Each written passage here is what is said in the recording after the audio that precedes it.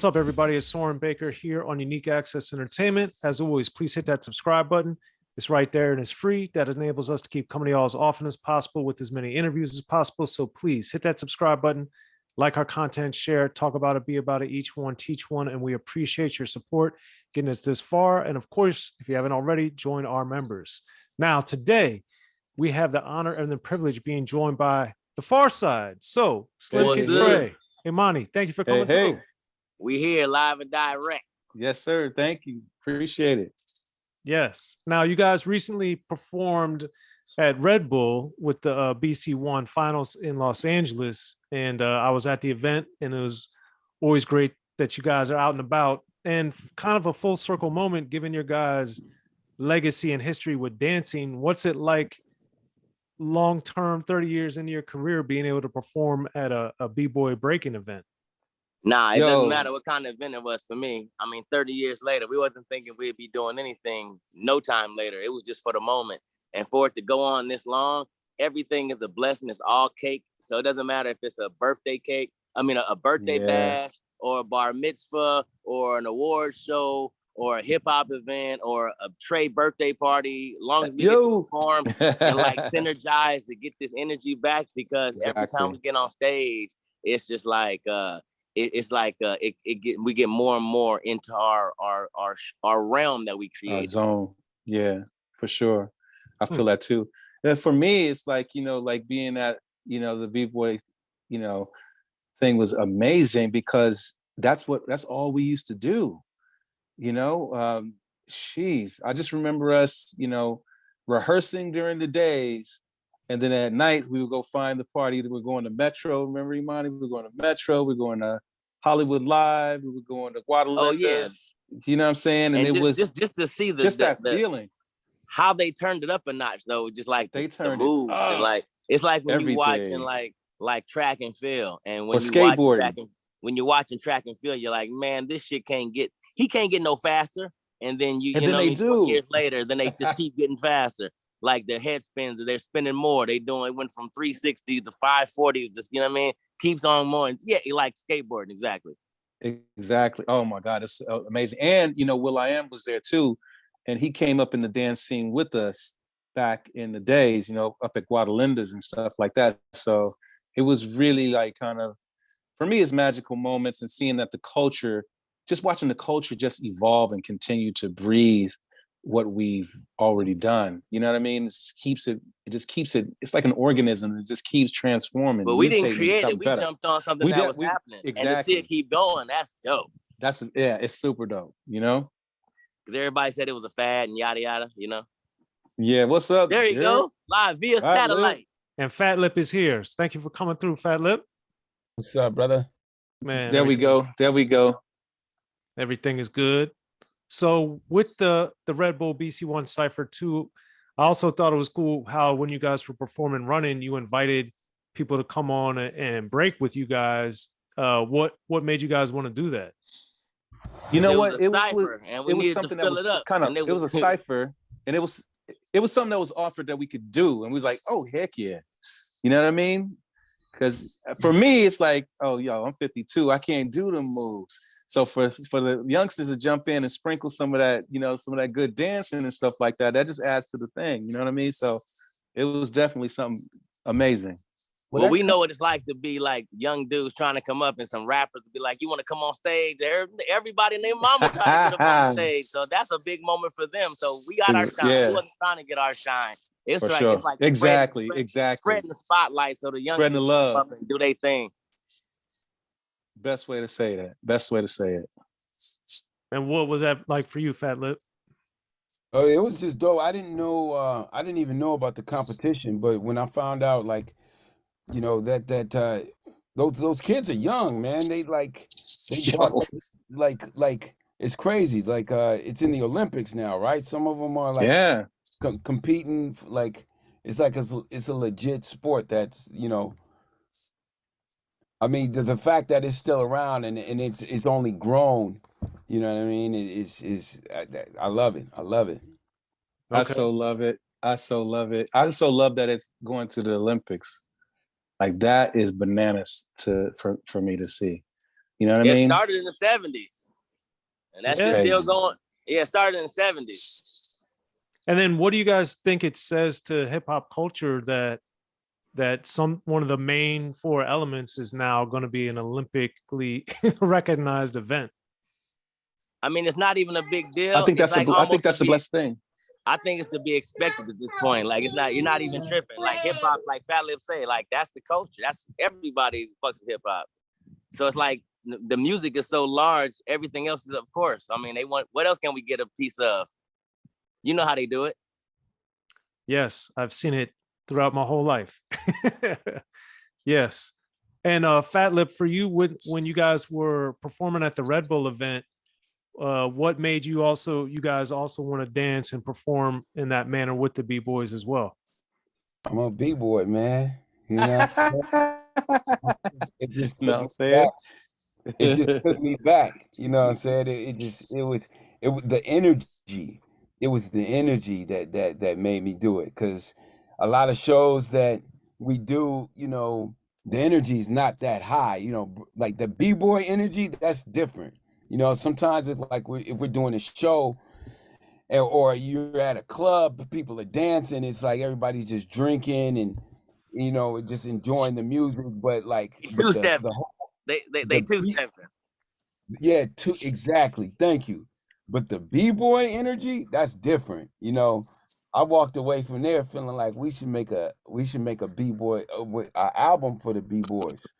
You know, because really that's somebody said something to me that they were like, you know, we were like reminiscing on like your first piece of equipment or your first like piece of hip hop clothing that you had to ask your mom to buy. But they were like, dancing is like really one of the elements that you didn't need any money for. You didn't have to ask for anything. You know what I'm saying? Like all you needed was a cardboard for that.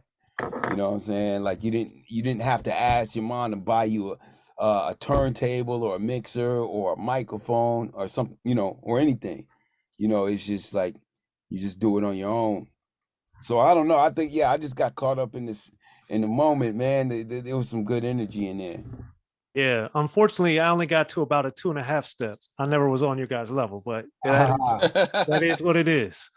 But with that being said, I wanted to take it back because with your guys' performance there, it made me think back to Soulflower, which was the first song I knew from you guys. And I wanted to get, how do you think that song compared to the songs you were more known for?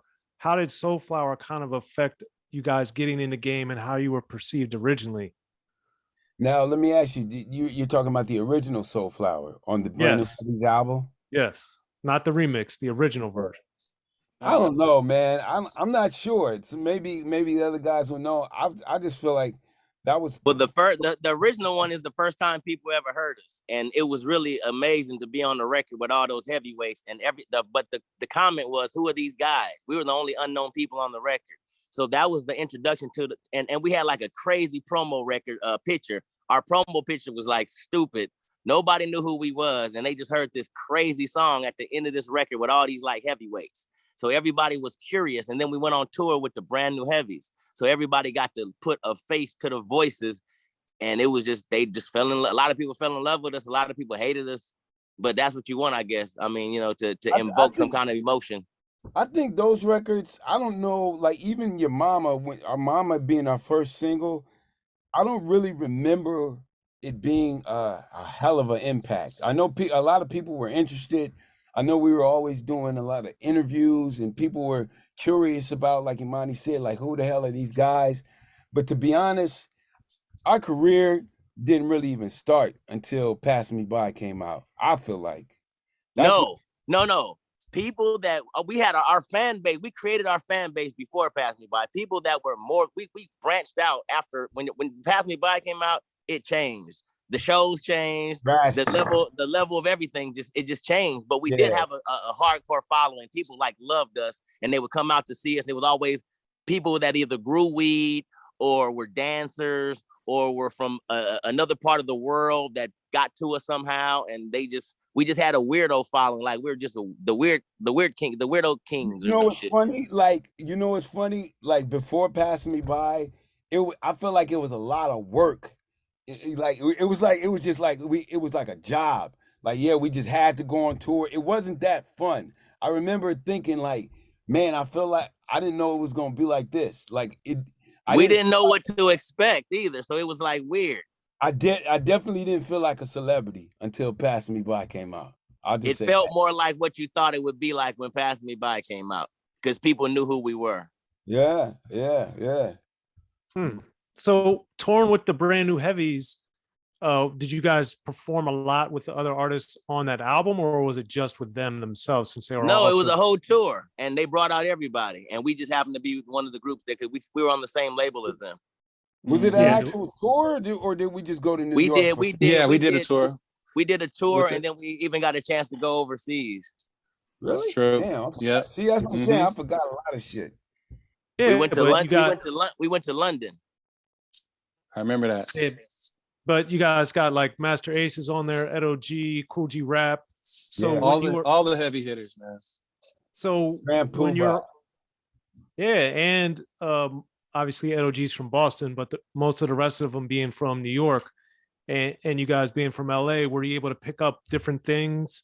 No, we didn't have nothing to do with nothing. We weren't signed, and that was a little thing that they threw. Like, you guys don't have to sign a record deal, but we got this album that we got, and De.O.C was gonna be on this song, but they're not gonna be on that song. And now you guys can have the beat that De.O.C was gonna do. That was how they sold it to us and shit. We didn't know nothing. We didn't never meet nobody. We was raw, straight out of SCU, and we was just hungry and ready to go. Nah, but when we went on, I remember meeting India Davenport, and she was super cool. I remember that. Because they was on Delicious Vinyl, Brand New Heavies, but all them other people. When we went out to New York, I remember that one. Oh yeah. Tour. I don't remember. Trey linked up with her because I think Trey ended up writing songs with her and doing some other stuff with her. But I remember that show in New York. It was at some kind of sound stage or something like that. It was a cool hip place that we did. But yeah, I remember it was like a listening party. The Jungle Brothers were there. The Biz Markie was there. Yeah. But that was just going to New York in general, like going out. I remember the first time we went out to New York. One of the first times we just ran into everybody. Grand Poobah, like everybody. You run into everybody in New York because you be out at the clubs, and that was what was going on. All the hot rappers was out partying at that time, and it was just crazy because we had just came from listening to all of these guys, and now we're in the club. I know, and they were definitely our favorites too. You know what I mean? Like, it was a good time. I remember that night where I took the cassette tape of the Brand New Heavies, Heavy Rhyme Experience, and I sampled that little guitar part at the beginning of Soulflower. Ding, ding, ding, ding, ding. Then I flipped that Soulflower remix. You didn't know Fatlip did that? Well, I started it. Jay Swift came in and added some stuff to it, but Yeah. Don't be embellishing, nigga. Little fun fact. You know what I'm saying? Fun fact. So as you guys were forming and starting to work on Bizarre Ride to the Pharcyde, what as you guys got to meet Jay Swift, what was it about his production that drew you to work with him? That's not how it happened. We were already working with Jay Swift. Jay Swift was in there from the beginning. That's how we all found the records. That's how we all formulated everything. It wasn't because we wanted to work with Jay Swift. Jay Swift was there working with us because he was like a local dude. Fatlip was a solo MC. We had a group, and we were like working on demos and shit. There were showcases that like K-Day used to throw, and you listen. All I did was listen to the radio all the time, and they was telling you where you can go and perform and possibly get a record deal. And that's how I met Jay Swift. He was already a part of this organization, South Central Unit that we were gonna that I was soon gonna be a part of, but he was already a part of it, and I met him through my meeting him. It led me there, and Imani and all of them was already there, and it was just a dope ass organization ran by Reggie Andrews. I don't know if you ever heard of him or heard us talk about him, but But yeah, it was pretty much almost like an after school workshop where Jay Swift was kind of like the head producer of, because he But we was all out of school already, except for Jay Swift. Yeah, yeah. But that was the vibes, right? It was kind of like you know, all of the young people that wanted to be a part of the industry. Reggie Andrews was a teacher at Locke High School, but he was also like at that time you know, a industry vet. So he was setting up kind of like a Motown type organization. Anybody that wanted to come around and get into music business, he, you know, he opened up his space to everybody, and it was like a studio, and it was producers, it was songwriters, it was performers, it was rappers, it was dancers, it was everything that you can think of, kind of like Fame, but it was like, it wasn't really organized like a real school. Reggie just had love for the community. It was pretty organized, man. No, I'm saying for us, because you didn't have to sign no paperwork. Oh, you didn't need no financial aid or nothing. It was just like, if you really wanted it bad enough, Reggie had enough love for you to come through, and it allowed us to do our thing. Yeah, yeah.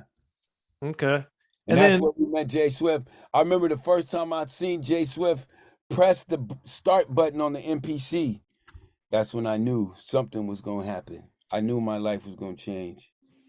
The beats was dope. But look, I'm going to be honest with you. It wasn't just Jay Swift. It was all of us together. It was Jay Swift. It was Imani. It was Booty Brown. It was Trey. It was, in fact, L.A.J. L.A.J. All putting energies into it. Buckwheat. Buckwheat. Yep. Okay. Yeah. Jay was almost like a prodigy on the keyboards. Like, I tell him to this day, I actually just got off the phone with him. Like, his gift is on that keyboard, man. And that's I feel like that's why the record sounds the way it does, because like and he has a certain energy about him. It's not just that. It's he has a certain energy about him. It's like, I don't know what it is, but he's magnetic to a certain level. And he's kind of crazy, but he has like some genius to him. But it's like, if you can deal with the crazy enough, you can get the genius out. What you mean deal with it? If it wasn't for him, you need somebody like that, because I didn't say you didn't need him or not. I just was stating the obvious. I didn't say we didn't need him. Because, I love what happened. I mean, it's magic. What happened? All of the, like, you gotta think of all the crazy ideas. True artist. Yeah. He's a true genius, dude. He's not crazy. He's just a genius. Like he's like Einstein and the guy that made Frankenstein. He's like a mad scientist. They got crazy. Ain't nothing wrong with crazy. Crazy is good sometimes. Man, dude, just wild. Well, I just think of like all the ideas that we had, like they were all accepted by all of us. We were like, hell yeah. Right, but he had some ideas that weren't accepted also that was pretty fucking crazy and out there. Yeah. So it goes both ways. Yeah.